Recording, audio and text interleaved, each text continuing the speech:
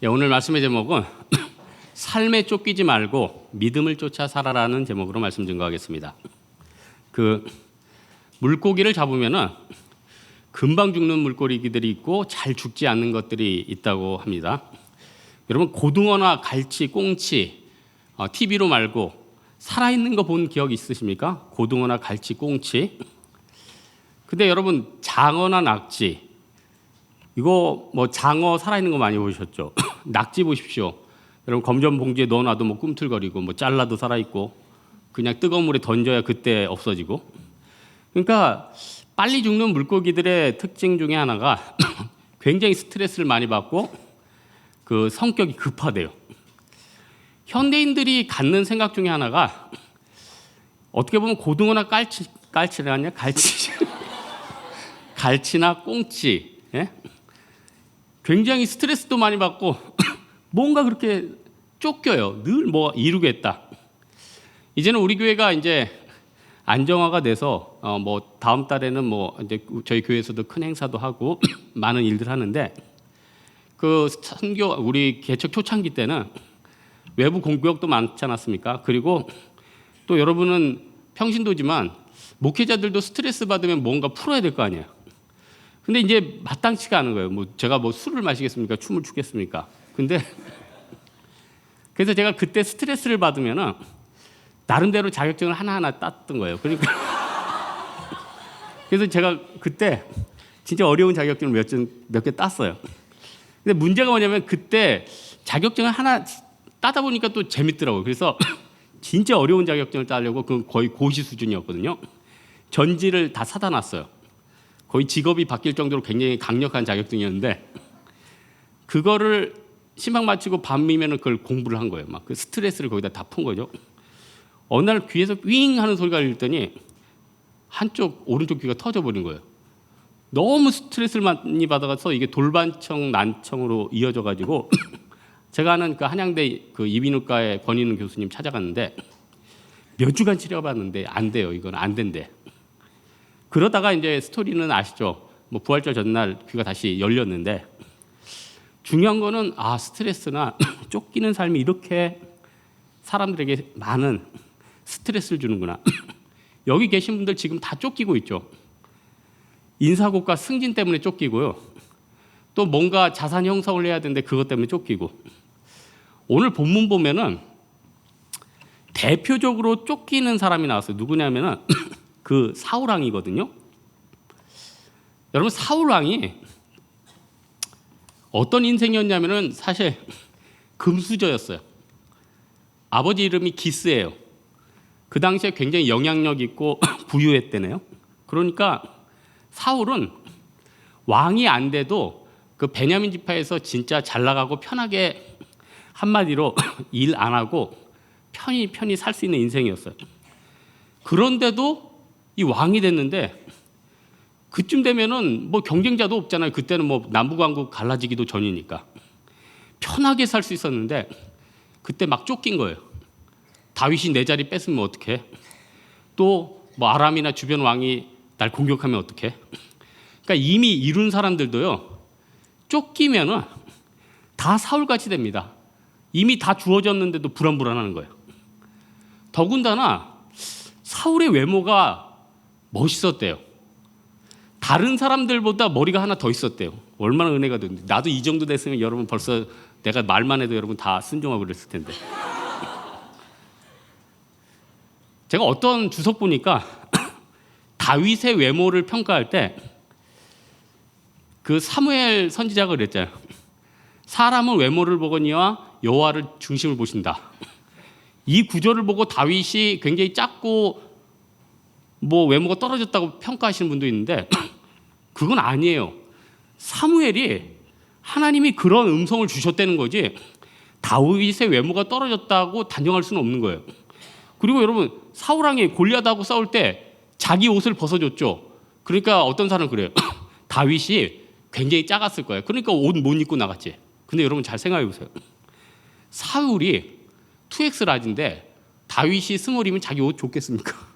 잘 생각해 보세요. 전쟁 나간다는데 다윗 나 2X 라지인데 이거 입고 한번 나가봐. 가서 죽으란 얘기 아니에요? 최소한 다윗은 엑스라지는 됐다는 얘기예요. 그건 중요한 게 아니에요. 그건 중요한 게 아니에요. 사이즈가 중요한 게 아니라, 아니 사실 외모도 여러분 은사 아니에요?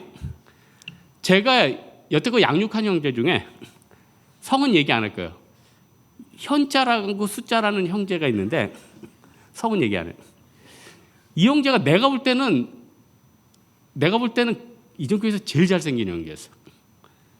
근데 왜 안 떴냐? 서울에 있다가 지방으로 내려왔어요. 근데 이 형제가 저한테 메일을 보냈는데, 목사님 저 보험을 시작했습니다. 전 그랬죠. 네가 사회 경험도 없는데 무슨 보험을 할까? 그래서 연락이 왔어요. 1년 있다. 그 지역의 보험 왕이 됐대요. 자기가 보험 증서를 다니고 자매들에게 서류를 내밀자마자 자매들이 다 사인을 하더라고요. 이것도 은사인 거예요, 은사. 사울은 다 있던 거예요. 재력 있죠. 외모 있죠. 등치 있죠. 그런데도 쫓기니까 하나님과 멀어져 버리잖아요. 블레셋과 전투하는데 7일을 기다리라고 했거든요. 7일만 기다려.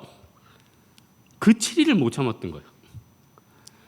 다 있어도 이렇게 쫓기면은 자기 인생이 이렇게 망가질 수 있다는 거예요. 여러분, 하나님이 여러분 얼마 조금만 기다리라고 그렇게 얘기하지 않아요? 현충일 날 저희 부모님하고 저랑 영화를 하나 봤어요. 아버님이 지금 곡성이라는 영화가 재밌으니까 그거 보러 가자. 근데 제가 그게 무섭다는 얘기를 들었거든요. 그래서 엑스맨으로 돌렸어요. 근데 그거 본 자매들이 저한테 그런 얘기 해주대요. 뭐 저는 안 봤으니까.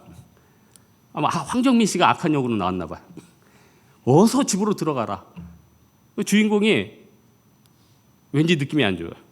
반대쪽 좋은 쪽은 지금 집에 들어가면 안 된다. 결국 기다리지 못해서 들어갔는데 그때 막 사람 죽이고 있었다는 거 아니에요? 해석은 여러 가지가 있겠지만 사람들은요 순간순간 참지를 못해요. 기다리지를 못해요. 이 중에서 기수들 여러분 대부분 많이 높잖아요. 낮은 분도 있고. 기수가 올라갈수록 어떻게 되냐면 자신감이 사라져요. 더 이상 못 기다리겠다. 자기가 위축돼요. 쫓기게 돼요. 그래서 선교 지도자 중에 프레드 미셸이라는 아주 유명하신 분이 자기 책상 앞에 이렇게 붙였어요. 너무 바빠서 너의 삶이 황무지가 될까 조심해라. 여러분 쫓기고 있습니까? 좀 놔도 될 것 같아요. 쫓기고 뛰었는데 결국 다 빼앗겨버려요. 얼마나 안타까운 인생입니까? 요즘 저는 하나님 앞에 너무 감사해요.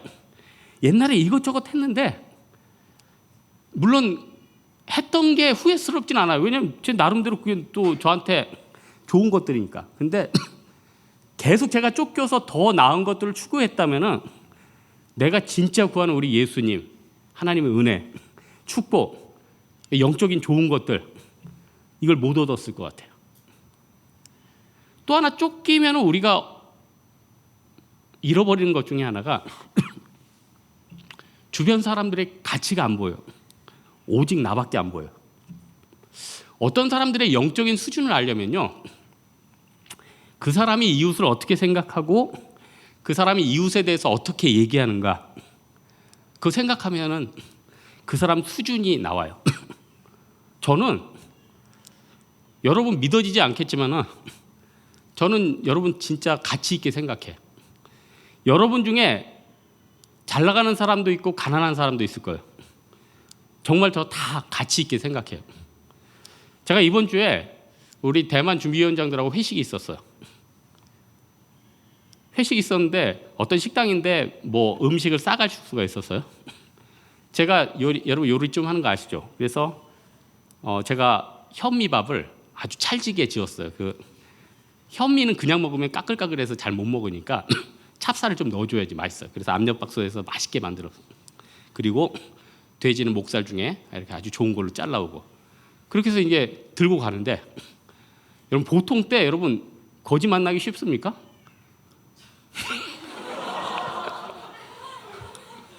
아니 서울 시내 돌아다녀 보세요. 저기 광화문이나 이런 데 나가야지. 상수동에서 거지를 만난다는 건 참 힘든 일이에요. 근데 제가 그때 도시락을 들고 갔는데 고지 아저씨가 저 건너편에서 낡은 거예요. 아저씨 밥 좀 주세요. 상수동에서 고지 만나기도 힘들고 내가 그렇게 도시락 들고 다니는 것도 참 힘든 건데 제가 건너갔죠. 해가지고 그 현미밥을 다 이렇게 쏟아줬어요. 그러면서 아저씨 예수 믿으세요. 그리고 천국이 있습니다. 그러면서 마음이 굉장히 기뻤어요. 그러면서 뭐가 기뻤냐면은 내가 이분이 잘 나가든 못 나가든 내가 이분을 존귀 여길 수 있다는 그 자체가 감사했어요. 옛날에 제가 변화되기 전에는요, 똑같은 양떼들에도 잘 나가는 애 보면은 아, 이 녀석 잘 나가구나. 못 나가는 애들 보면은 좀 안타까웠거든요. 그런 게 싹 사라진 거예요. 너무너무 감사해요. 쫓기는 삶에서 벗어나기 위해서는요, 내 눈이 이웃한테 가야 됩니다. 많은 사람들이 자기밖에 안 보여요. 자기밖에. 나 살겠다고. 이웃은 내가 밟고 올라가는 도구예요. 목회도 사울랑 같이 하면 어떻게 돼요? 성도를 섬기는 게 아니라 성도를 밟고 내가 올라가는 거예요. 굉장히 무서운 겁니다. 천국에서 상금 없죠. 우리 다른 것보다도 주변 사람들을 좀 돌아봐야 돼요. 여러분, 팀 모임이나 선교 가는 게 왜 중요하십니까? 가면은 그 사람이 나 때문에 살아요. 또 내가 그 사람 때문에 살아요. 잘 나가는 사람들은 왜 주변 사람들하고 교제를 안 하면요, 그 사람 없어도 자기가 살아갈 수 있는 충분한 힘이 있는 거예요. 그래서 우리나라에서 1%만 산다는 부자 동네 가보면요, 서로 잘 나가니까 이웃 간에 막 화기애애할 거죠. 제가 들었어요. 옆에 누가 사는지도 모른대요. 너무 유명한 사람 있으면 알겠죠. 그런데 안 섞이려고 해요. 왜냐? 그 사람 몰라도 아는 게 피곤한 거예요. 충분히 혼자 살아갈 수 있어요. 그러면서 뭘 빼앗기느냐? 나만을 생각해서 진짜 주변 사람들을 통해서 얻는 축복을 다 빼앗겨요. 저는 지난 10년, 20년 돌아보면 내가 그때 조언들 때문에 골치 아픈 것도 있었지만 그 사람들을 살리고 그 사람과 함께함으로써 얻는 그 축복이 얼마나 컸는가. 우리 마음 가운데 예배만 드리고 사라져야겠다, 그것보다는 내가 섞여가지고 이 시간을 주일날 주님하고 뒹굴어야겠다, 주변 사람 돌아봐야겠다, 그걸 통해서 굉장히 은혜가 있다는 겁니다. 내가 시간을 내면요, 주변 사람이 살고 나도 산다는 거예요. 여러분, 선교 가서 얼마나 많은 영혼 살립니까? 저는 예전에 군선교 양구에 갔는데 한 병사가 나흘 동안 밥을 안 먹고 있었어요. 자기 죽겠다는 거예요. 자기는 여기서 죽겠다는 거예요. 근데 제가 자매 2명한테 그 영혼을 위해서 기도해주고 이게 빵과 치킨을 줘라. 갔어요. 근데 그 형제가 그때부터 먹기 시작했어요. 주변에 군중께서 저한테 하나님이 역사하셨다. 물론 이게 자매들의 역사죠. 근데 너무 감사하더라고요. 우리가 거기에 가지 않았으면 어떻게 그런 일들이 있었겠고, 여러분들이 팀에서 서로 안 모였으면 그 팀원들이 어떻게 살았겠어요. 오늘 본문 전에 다윗이 사울이 발을 가리러 갔대. 화장실에서 볼일을 보고 있었던 거예요. 그러면 진짜 좋은 기회 아니에요? 여기서 칼을 꽂아버려야겠다. 그럼 끝나잖아요. 그런데 옷자락만 베고 왔어요. 왜 그렇습니까? 다윗은 자기보다는 늘 다른 사람 생각인 거예요. 다른 사람 생각이에요. 사울은 온통 자기 생각이에요. 그래서 다윗 이후에 또 다윗을 죽이려고 하고, 겁도 없죠? 제사장 85명을 죽였대요. 한 명을 죽이기도 두려운 건데 85명을 죽였다는 건 자기밖에 안 보이는 삶이 이렇게 된다는 거예요. 여러분 인생이 왜 이렇게 안 풀리고 어려운지 아십니까? 자기만을 생각하기 때문에. 그래서 여러분 잘 생각해 보세요. 여러분 지금 친구 몇 명이나 있습니까? 속으로 한번 생각해 보세요. 친구 몇 명 있어요? 진짜 보고 싶다, 만나고 싶다 그런 친구 몇 명 있어요? 10명? 5명? 지금 여러분 친구 관계 끊어진 사람 많죠? 한번 하나님 앞에 기도하고 내가 그한테 뭘 얻을까를 생각하지 말고 내가 도와줄 친구가 누가 있을까? 저는 오늘 아침에 묵상하다 보니까 내가 도와줄 친구가 누가 있을까? 생각해 보니까 개척해가지고 일산에서 지금 굉장히 어려워하는 친구가 생각났어요. 또 하나 저기 오산에서 고생하는 친구가 생각났어요. 그런 애들이 다 생각나는 거예요. 그런 애들 내가 좀 쪼개서 3만 원, 5만 원이라도 내가 좀 붙여줬으면 얼마나 가치 있었을까. 지금 아직 완전히 결정된 건 아닙니다. 근데 자원하는 마음이 생겼어요. 진짜 얘네들 도와줘야겠다. 도와주다 보면요, 여러분 나중에 여러분 생명이 사라집니다. 살아납니다. 다윗의 진짜 친구가 누구였죠? 아이러니하죠. 사울왕의 아들 요나단이었어요. 여러분 요나단 나이가 몇 살인지 아십니까? 다윗이 20세 정도였을 때 요나단이 40세 정도였어요. 친구가 아니라 아저씨 아니에요? 여러분 요나단 하니까 다윗은 20세, 요나단은 22세인 줄 알았죠. 다윗이 20세 때 요나단은 40세였어요. 아저씨죠. 하지만 진심으로 사랑했던 거예요. 격려해 줬던 거예요. 그래서 결국 어떻게 됩니까? 요나단의 후손 무비보셋 같은 경우는 그 아버지 할아버지 정권 다 빼앗겼는데 다윗이 자기 상에 같이 먹고 마셨잖아요. 여러분이 사귀어야 될 친구, 돌봐야 될 사람은 여러분보다 잘 나가는 사람이 아니라 여러분보다 어려운 사람. 그리고 한 친구도 한 10년 정도 나이 많은 사람하고 찾아보세요. 그러면은 생각만 해도 머리 아프죠. 목사님 제가 지금 15기인데 10년 있으면 그건 안 돼요. 하지만 다 더 나이 들고 더 어려운 사람 돌아보면 하나님께서 원래 더 나이 든 사람들이 강점이 있어요. 세상 사는 지혜가 있고요. 삶의 터전이 있고요. 나를 도와줄 수 있는 길을 알고 있을 때가 많다는 것입니다. 결국 이웃을 돌아보면 내 삶 가운데 하나님의 그런 복이 있다는 거예요. 그렇다면 마지막으로 쫓기는 삶에서 벗어나기 위해서 무엇이 필요한가? 하나님이 해결할 것이라는 믿음을 가져야 되는 거죠.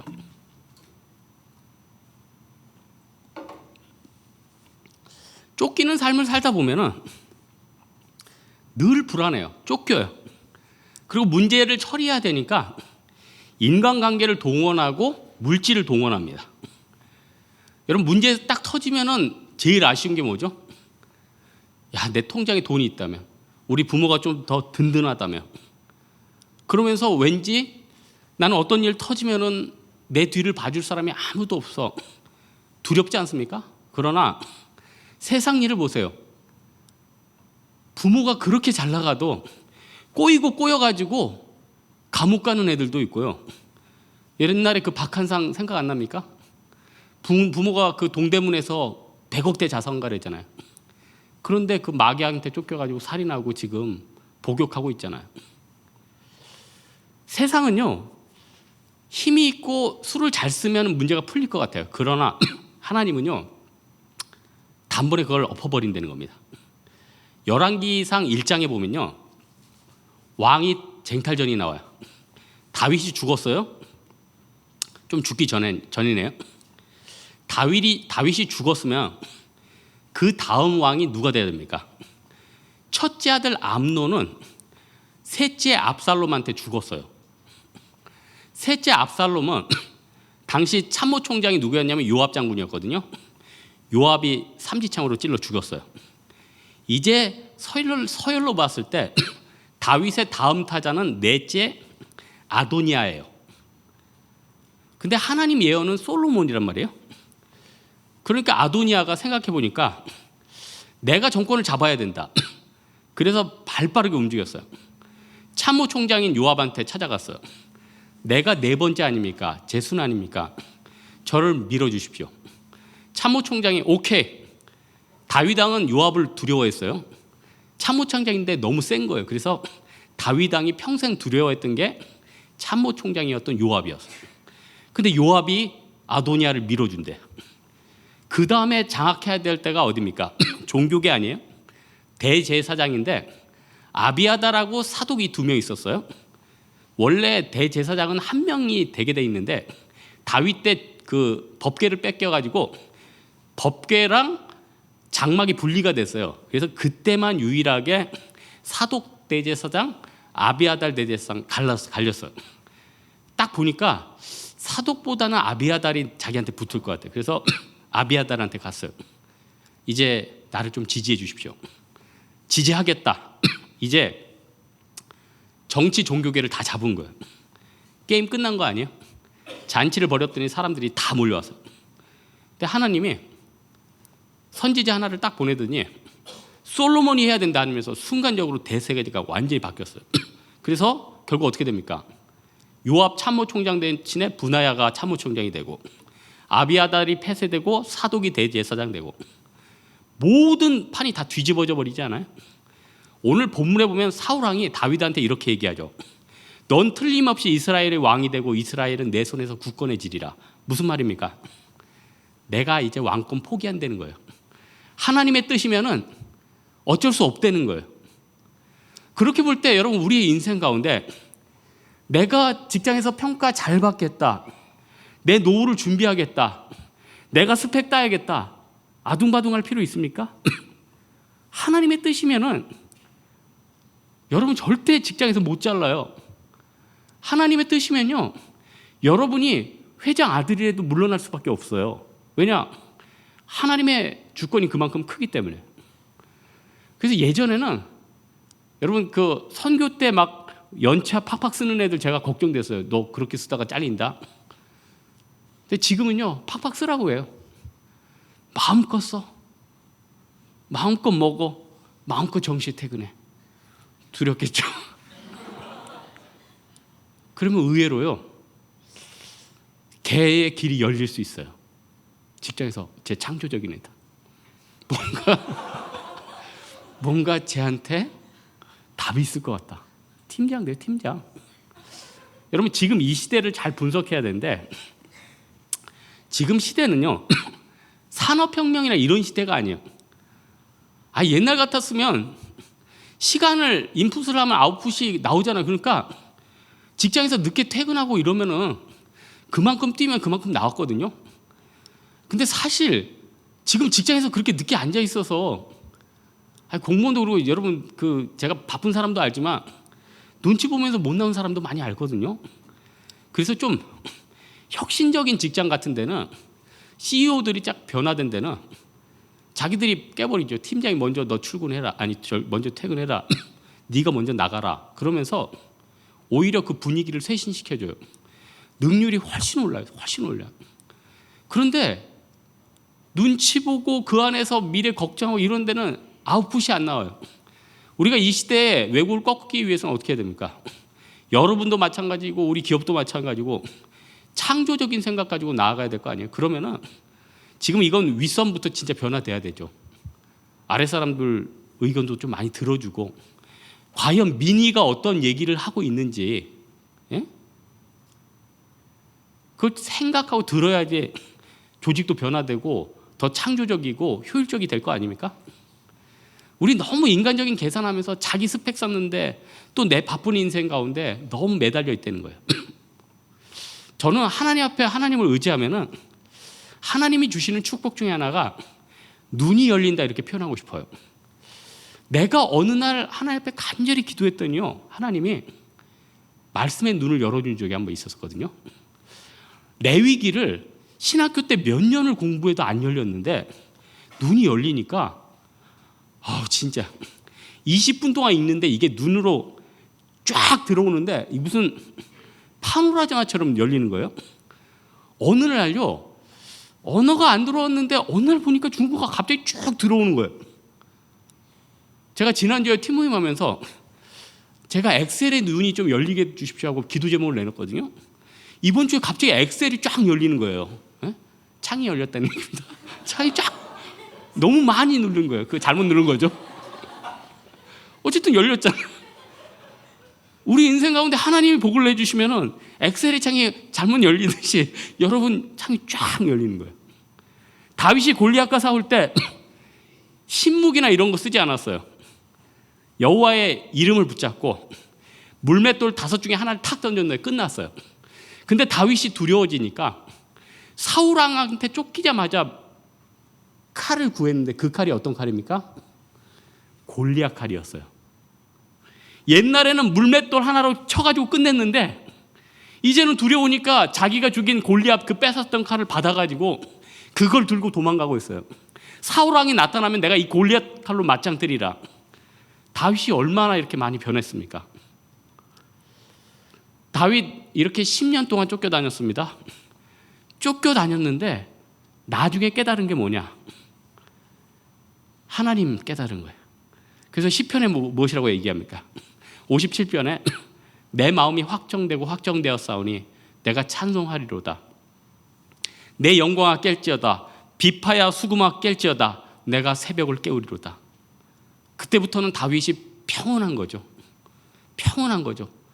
그때 다윗의 행적 보면 참 대단해요. 아람에 내려가기도 하고 블레셋에 내려가기도 하고 이방 땅에 내려가고 자기 아버지까지 모시고 블레셋에 가서는 같이 공격도 하고 외국에 싸움도 했어요. 다윗이 완전히 자유로워진 거예요. 우리 인생 가운데 하나님 앞에 쫓기는 삶을 극복하면요, 내가 적진에 가서도 편안하고, 내가 블레셋 땅에 가서도 사람들이 나를 인정하고요, 내가 다른 지역에 가서도 나의 부모를 다른 지역에서 공경하고요, 강력한 사람들로 변화된다는 것입니다. 오늘 말씀의 결론 맺겠습니다. 우리 인간적인 생각, 사탄이 주는 생각은 뭡니까? 쫓깁니다. 당장 뭐 해야 될 것 같아요. 큰일 났다는 거예요. 제가 지난주에 문자가 나왔어요. 목사님, 제가 이번 달에 사업을 시작하는데 너무너무 쫓겨요. 예배도 몇 달 동안 못 나갔어요. 제가 웬만하면 다 격려하는 스타일인 줄 알죠. 여러분들이 목사님 새벽 예배 그래 나오지 마라. 저 이런 사람이에요. 에? 그래 참자. 저 이런 사람인 거 여러분 아시죠? 너 성교 못 가? 그래 가지 마. 여러분 제 성격 아시잖아요. 저는 여러분 격려하는 사람이지 여러분을 정죄하는 사람이 아니에요. 그런데 제가 진짜 이 형제는 화를 냈어요. 문자로. 너 뭐 하는 거냐? 당장 예배 나오고 그러면 될 거 같냐? 이게 욕 다 합니다. 오늘 왔어요. 2부 예배 때 왔어요. 목사님, 저는 사실 누가 뭐라고 그러면 듣기 싫어하는 인간입니다. 상사가 나한테 뭐라 해도 그거 듣기 싫어서 나와서 지금 사업하고 있는데, 목사님 그렇게 얘기해 주니까 오히려 감사하다는 거예요. 감사하다는. 그래서 야, 진짜 너무 쓰러져 가는 사람은 이렇게라도 가끔 얘기해야겠다. 노아가 120년 동안 묵묵히 방주를 지었잖아요. 주변에서 그렇게 얘기했지만 묵묵히 지었기 때문에 세상을 구원한 것 아니에요? 사랑하는 우리 홍대세교회 성도 여러분, 그리스도인들은 세상과 달라야 되는데 그 다른 게 뭡니까? 세상 사람들은 우리를 이해 못하는 거예요. 지금 저 사람 쫓길 상황인데 블레셋에서도 자유롭게 있네, 암몬에 가서도 자유롭게 있네, 사울이 쫓기는데도 그 가운데 믿음 가운데 있네. 이 자세가 굉장히 중요하다는 거예요.